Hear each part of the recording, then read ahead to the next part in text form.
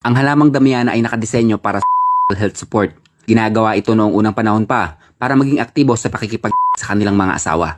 Nagpapatagal ito ng stamina ng lalaki para tumagal sa kanyang asawa, habang ang kababaihan ay napapanatili ang likido na kanyang bas at maiiwasan ang pagkatuyo nito. Nagagawa din nitong maging fertile ang kababaihan at lalaki na nagresulta ng mataas na tsansang magkaanak. Nakatutulong din ang halamang damiana na mabawasan ang pagiging stress ng isang tao kasama ang anxiety at pagiging nervyoso nito. Nagpapaganda rin ito ng ating digestive system kung mapapadalas ang paggamit nito. Magpatuyo lang ng dahon nito, tangkay at bulaklak at saka dikdikin. Kumonsumo ng hindi tataas sa 3 gramo 2 beses sa isang araw.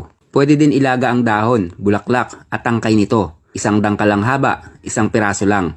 Lagyan ng isang basong tubig, pakuluan sa loob ng 10 minuto, 2 beses sa loob ng isang araw. Uminom nito 1 oras bago sa asawa.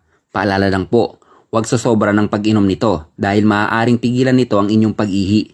Nagre-resulta ng matagal na pag-ihi ang pagsobrang inom nito. At ito ay pinagbabawal sa buntis. Kung wala kayong makuha na ng ganitong halaman, pwede kayong bumili online ng Damiana Capsule or pwede din kayo bumili sa butika. At yan ay 1 minutong dagdag kaalaman galing sa isang magsasaka.